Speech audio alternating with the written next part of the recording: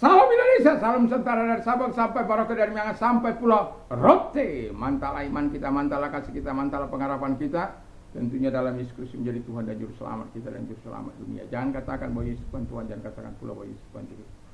Dia adalah Tuhan, dia adalah Juru Selamat. Kalau engkau percaya, engkau akan diselamatkan. Engkau tidak percaya, engkau akan dihukum. Dan Yohanes 3 ayat 36, Yohanes 14 ayat yang ke-6 berkata, Akulah jalan dan kebenaran dan hidup, tiada seorang sampai kepada Allah kalau tidak melalui aku. Dia terus menimpalinya dalam Kisah Rasul 4 ayat 12. Dan keselamatan tidak dalam siapapun juga selain dalam Dia Yesus Kristus. Karena di bawah kolong langit ini tidak ada nama lain yang diberikan kepada manusia oleh yang kita diselamatkan. Dan Yohanes 3 ayat 16.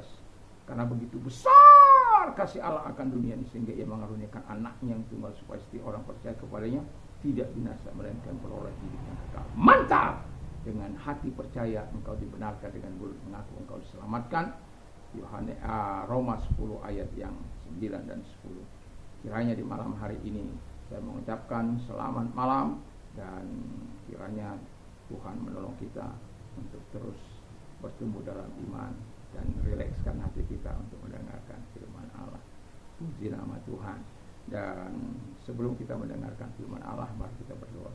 Terima kasih Tuhan, biarlah kami dapat masuk ke jalan, masuk ke tempat kudus itu. Dalam nama Tuhan Yesus, haleluya, amin.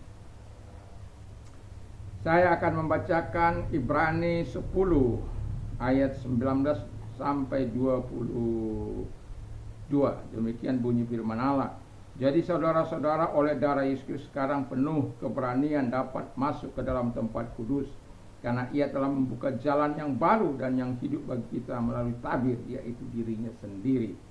Dan kita mempunyai seorang imam besar sebagai kepala rumah Allah. Dan karena itu marilah kita menghadap Allah dengan hati yang tulus ikhlas dan keyakinan iman yang teguh, oleh karena hati nurani kita telah dibersihkan dari hati nurani yang jahat, dan tubuh kita telah dibasuh dengan air yang murni. Puji nama Tuhan. Tema kita adalah jalan masuk ke tempat kudus. Dari pembacaan ayat ini kita mendapatkan kesimpulan bagaimana kita dapat masuk ke tempat yang kudus. Kita bisa masuk ke tempat yang kudus itu, jalan masuk ke tempat yang kudus itu bila kita kita mempercayai darah Yesus yang telah menyucikan kita. Jadi kita mempercayai bahwa darah Yesus yang telah menyucikan kita. Kita tahu Yesus dari tempat yang maha tinggi, Dia turun ke bumi ini. Dia sebagai Tuhan dan sebagai manusia, dalam kemanusiaannya Dia melakukan karya penebusan untuk menyelamatkan kita orang-orang berdosa. Darahnya dicurahkan dan darahnya itu menyucikan kita. Kematiannya membuat orang-orang yang percaya yang harusnya mati di kayu salib menjadi orang-orang yang terkutuk, tapi Dia rela menjadi kutuk karena pelanggaran dan dosa-dosa kita, untuk membebaskan kita dan menyucikan kita dari segala dosa dan pelanggaran kita. Dan itu sebabnya darah yang mahal itu, darah yang suci itu, kita harus percayai dalam kehidupan kita sebagai orang yang percaya kepada Tuhan. Yang kedua, kata firman Allah, jalan masuk ke tempat kudus bila kita percaya kepada Yesus Kristus.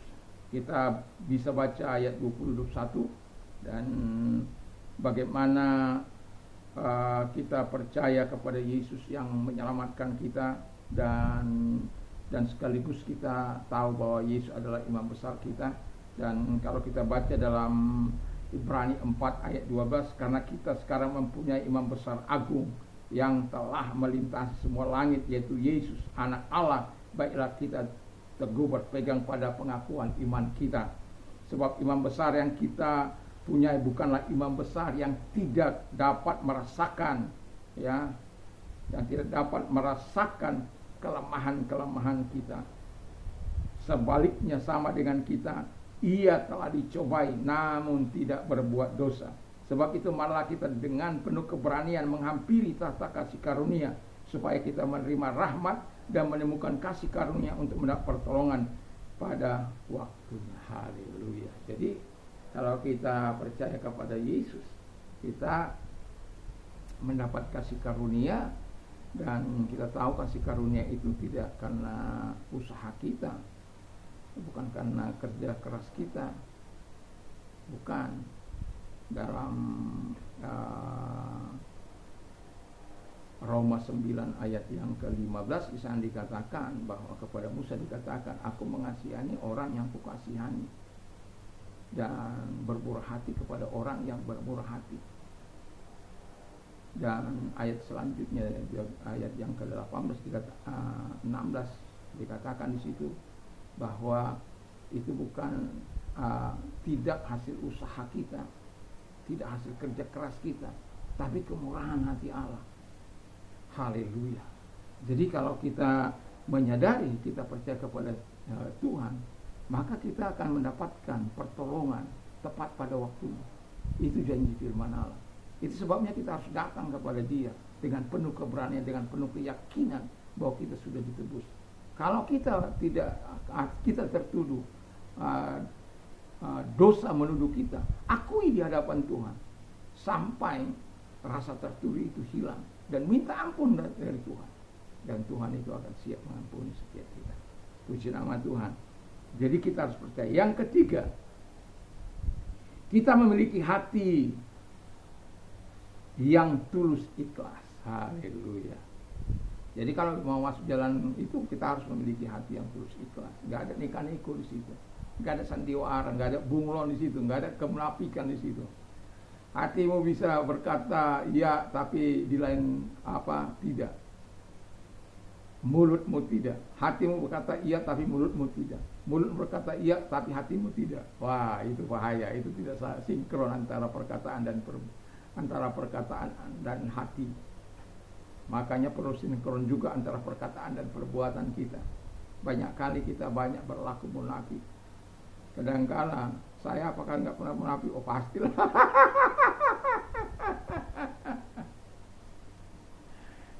Tapi ketika kadangkala mulai menjalar itu, pasti selalu akan datang peringatan dari Roh Kudus itu, bahwa apa yang sedang kau lakukan saat ini itu tidak sedang kukenani.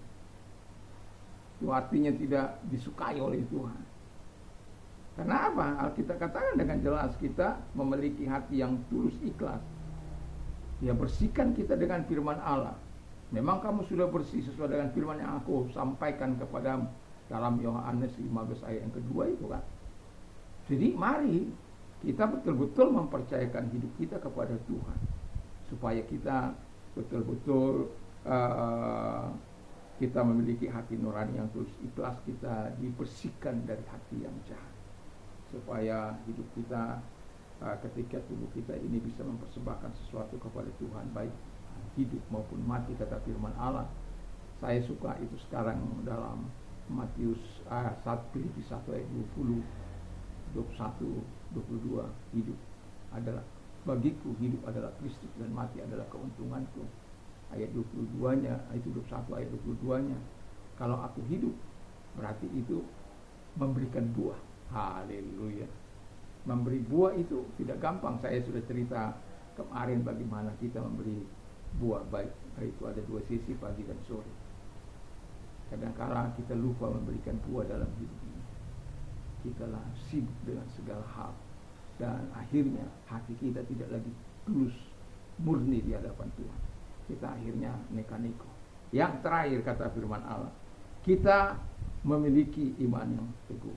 Jalan masuk ke tempat kudus, kita dapat masuk ke tempat kudus bila kita memiliki iman yang teguh. Enggak mungkin kita bisa mempercaya bahwa iman tidak memiliki iman yang teguh lalu kita bisa masuk.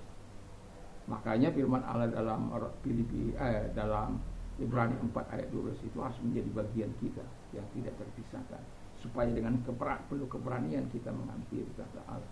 Bagaimana supaya kita penuh keberanian? Ya iman itu. Iman yang membuat kita penuh keberanian menghadapi setan-setan, musuh-musuh. Kenapa? Firman Allah sudah berkata, roh yang ada pada kita jauh lebih besar daripada roh-roh yang ada dalam dunia ini. Segala mantra apapun tidak akan mempan terhadap keturunan Yakub. Bilangan 23 ayat 3. Itu tadi 1 Yohanes 4 ayat 4. Roh yang ada pada kita itu jauh lebih besar daripada roh yang ada.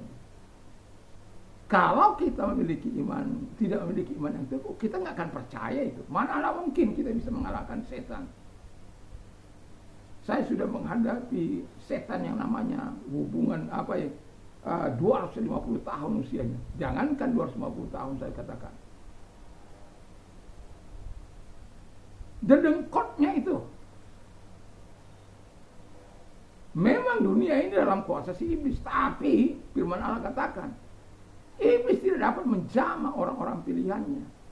Orang-orang yang punya keyakinan kepada anak domba Allah, yang memiliki keyakinan yang teguh kepada Yesus Kristus dengan iman yang mantap kepada Tuhan Yesus Kristus. Jadi jangan mau dibodohi.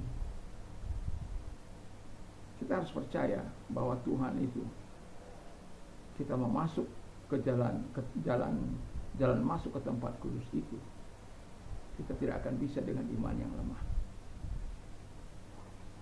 Tapi kalau kita masih memiliki iman yang lemah, bagaimana? Minta sama Tuhan. Kekurangan iman aja kita minta. Kalau engkau masih belum memiliki iman yang teguh, itu sebabnya saya katakan, jangan meninggalkan teman-temanmu. Jangan engkau terpisah dari teman-teman rohanimu. Apalagi kalau engkau sedang mengalami masalah, dekatlah kepada Bapak Gembalamu atau Ibu Gembalamu. Supaya apa? Engkau tetap mendapat dorongan, atau orang-orang yang rohani, atau teman-temanmu yang rohani dalam gereja itu, yang bisa memberikan dorongan, motivasi, penghiburan kepadamu. Supaya apa? Engkau memiliki iman yang teguh dalam Kristus. Supaya apa? Nama Tuhan dimuliakan. Kamu bisa menikmati jalan masuk ke tempat kudus itu. Dan kita juga bisa menikmati di masa kini maupun masa yang akan datang surganya itu. Tempat surga itu tempat yang kudus juga. Cuma sudah beda alam. Bumi ini sudah tidak ada. Kalau kita sudah masuk ke surganya itu, di mana langit, bumi baru kita injak, Yerusalem baru datang, maka bumi yang ada ini sudah nggak ada, sudah nggak tampak itu. Sudah digulung. Ya, itu Tuhan kemana terserah sama dia. Tapi saya katakan, mari, kau kalau mau masuk mau menemukan jalan masuk ke tempat kudus, lakukanlah keempat hal itu. Maka engkau akan menikmati segala yang baik dari Tuhan. Tuhan Yesus memberkati. Mari kita tunduk kepala dan kita berdoa. Terima kasih Tuhan, kami mau menemukan jalan masuk. Kami tahu ada 4 hal yang kami harus lakukan. Kami harus percaya kepada darah-Mu, kami harus percaya kepada Engkau, kami harus memiliki hati yang tulus ikhlas, kami harus memiliki iman yang teguh. Terima kasih Tuhan, kami percaya Engkau akan menolong kami terus untuk menikmati segala yang indah dari tahta-Mu yang kudus itu. Terpujilah Engkau, dan kami juga berdoa kepada mereka-mereka yang sakit dalam nama Yesus, apapun sakit penyakit mereka. Karena kami rindu Tuhan, orang-orang tetap kuat sehat di dalam Engkau, tetap menikmati kebaikan Tuhan dalam hidup mereka, karena Tuhan selalu hadir. Kalau engkau orangnya, arahkan tanganmu kepada Tuhan. Mari kita berdoa. Tuhan, lihat tangan-tangan yang diarahkan kepadamu, datanglah kepada mereka dan sembuhkan mereka di dalam nama Tuhan Yesus Kristus. Segala sakit penyakit yang mereka miliki, aku minta keluar, dan oleh bilu-bilu daripada Tuhan Yesus engkau sembuh, oleh kuasanya engkau sembuh. Dan kami juga berdoa kepada mereka-mereka yang sedang mengalami masalah. Kalau engkau orangnya, angkat kedua belah tangan. Tuhan, lihat tangan-tangan yang diangkat kepadamu. Kau tolong mereka satu demi satu dia, sesuai dengan kebutuhan pertolongan yang mereka harapkan daripada Tuhan. Biarlah nama-Mu dipuji dan dimuliakan. Terima kasih buat pertolongan-Mu kepada mereka. Terima kasih buat kebaikan. Dalam nama Yesus, haleluya. Amin. Puji nama Tuhan. Kalau kita mau tidur, jangan lupa berdoa, membaca firman Allah dalam hidup ini, dan juga memperkatakan 1-2 ayat dalam hidup ini. Supaya apa? Kita mendapat keteguhan, iman timbul dari pendengaran firman Kristus. Mantap, mantap, mantap.